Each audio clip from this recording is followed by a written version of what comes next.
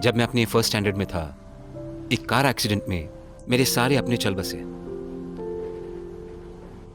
Mummy मुझे छोड़ के मत जाओ, मुझे डर लग रहा है। याद रखो, आगे जाके तुम्हें कितना भी डर लगे, पर कभी भी ये मत दिखाना कि तुम डरे हुए हो।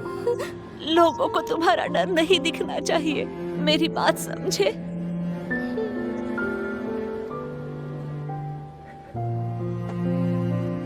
मेरे माँ ने मुझे कहा कि हिम्मत मत हारो और अपने डर को छुपाना दूसरों की नजर से। तो इस वजह से तुम बहादुर बन गए। मैं ज्यादा निपुण हो गया अपने डर को छुपाने में। वो रात हमने जो साथ गुजारी,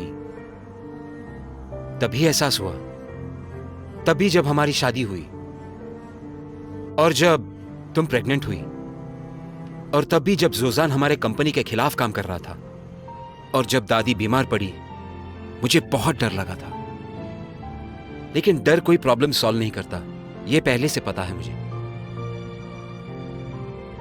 डरता था पेरेंट्स मुझे छोड़ के जाएंगे, और वो मुझे सच में छोड़ गए। मुझे लगा सब मुझे ब्लेम करेंगे, लेकिन उससे मैं कुछ भी ठीक नहीं कर पाता, और इस नतीजे पे पहुंचा कि लोगों को अपनी फीलिंग्स दिखाकर क्या फायदा, कोई मदद तो नहीं करता वैसे। इसलिए सोचा सब कुछ अपने तक ही रखूं। मुझे लगता है कोई नहीं होना ये बहुत ही बुरी बात है, लेकिन तुम ऐसे बोल रहे हो कि तुम्हारी जिंदगी बहुत ही दुखी है। इंजेक्शन, मैंने ये सब इसलिए नहीं बताया कि तुम मुझे देखकर तरस खा सको। मैं कौन होती हूँ तुम्हें दया दिखाने वाली? अगर तुम्हें अपनी फीलिंग्स जताने में फिर से डर लगा तो तुम मुझे बताओ।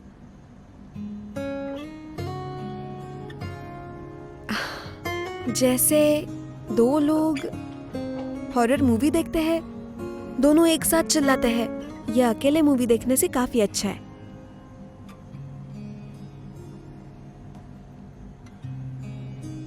जब तुम काम करते हो तब तुम बिल्कुल दिखा सकते हो कि तुम स्ट्रांग हो, कूल हो और बॉसी भी हो, जैसे तुम चाहते हो। लेकिन जब तुम घर वापस आओ, तुम्हें यह सब दिखाने की जरूरत नहीं। तुम सब कुछ बता सकते हो। तुम्हें ये बुरी यादें हंस के बताने की कोई जरूरत नहीं है। शी, मैं हमेशा रहूंगी तुम्हारे साथ दुख में। ये सब छोड़ो, हम तो एक परिवार है।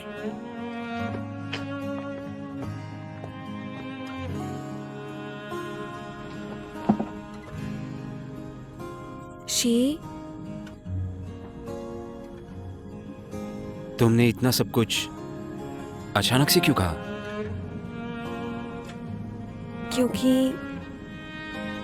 पहली बार तुमने तुम्हारी फीलिंग शेयर की है, इस वजह से मुझे लगा हम और पास आ गए। हम एक दूसरे को जानते हैं। मैं सच में बहुत डरा हुआ हूं। घबराओ मत, मैं हूं। लेकिन मैं तुमसे नहीं डरा हूं। मुझे डर है मुझे इस सब की आदत पड़ जाएगी, इस जिंदगी की, तुम्हारे साथ रहने की।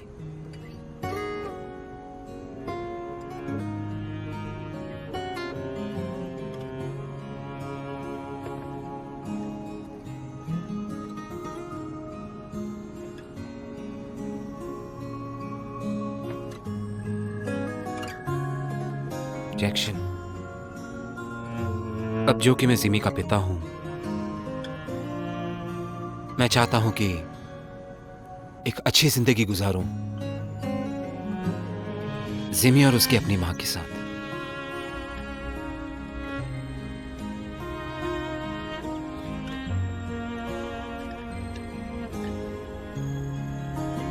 मैं चाहती हूं शिमी और उसके पापा के साथ एक अच्छी जिंदगी बिताऊं। क्या तुमने वो टैग देखा था?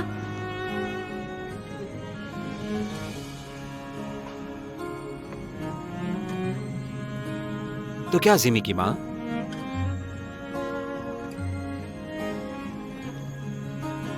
क्या हम जिमी को एक पूरा घर देने की कोशिश करें?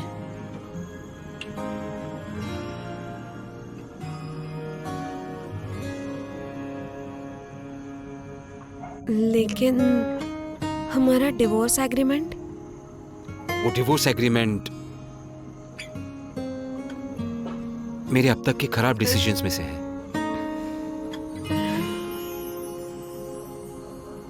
मैं सिर्फ अपने आप को तुमसे बचाने की कोशिश कर रहा था ताकि तुमसे दूर रहूं। सिर्फ अपने बारे में सोच रहा था।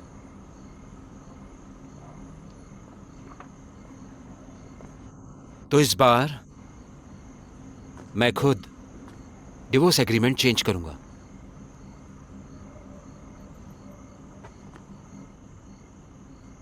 अब नया वर्जन होगा। मैं वोंग, शिमी का पिता जो वोंग शी कहलाता है, अब इसके आगे से शिमी की मां चेन जियाक्शिन की देखभाल करूंगा अपने पूरे तन मन से। शिमी आते वक्त मैं उसका पूरा ख्याल रखूंगा और उसे सारी खुशियां दूंगा सिमी के साथ।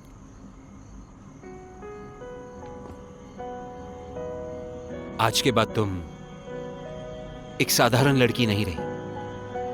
मेरी सारी नजर तुम पर रहेगी और मेरा प्यार भी। मिलकर जिमी को एक अच्छा भविष्य देंगे। क्यों ना हम एक प्यार भरी जिंदगी, एक खुशहाल जिंदगी मिलकर साथ बनाएं।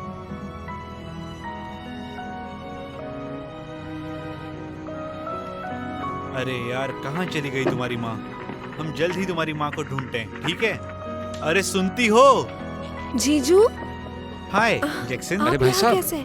मैं यहाँ तुम्हारी बहन को ढूंढ रहा हूँ। तुम यहाँ क्या कर रहे हो? हनी, रोते हुए मम्मी जियाफैंग जी। को शांत कैसे करे समझ नहीं आ रहा, इसीलिए मैं यहाँ तुमसे मिलने आया और मिस भी कर रहा था। बाय द वे, आज जैक्सन का बर्थडे है ना, अरे तो केक लाया हूँ। थैंक यू सो मच जीजू। You are welcome. Happy birthday to you, happy birthday to you, happy birthday to us, happy birthday to अस।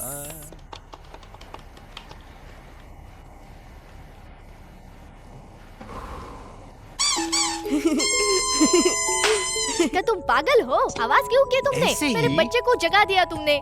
रो मत, रो मत, रो मत। जियाफैंग, रो मत। जियाफैंग, जफेंग रोते नहीं है।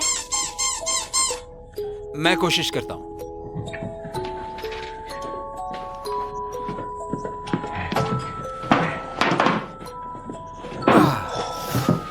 जियाफैंग, मैं जिमी का होने वाला पापा हूं।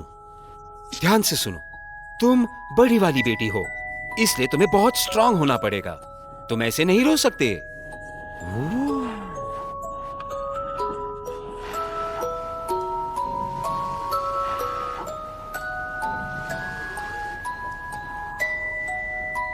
हाँ हाँ, ये हुई ना वाह, बात। सही। तुमने इसका रोना कैसे बंद किया? अरे कोई बड़ी बात नहीं, ये टेक्निक मैंने इंटरनेट से सीखी है। भले ही तुम्हारी शादी की शुरुआत बच्चे से हुई हो, लेकिन समय जाते तुम्हें पता चलेगा कि तुम दोनों ही एक दूसरे के लिए बने हो। रोना मत, ठीक है?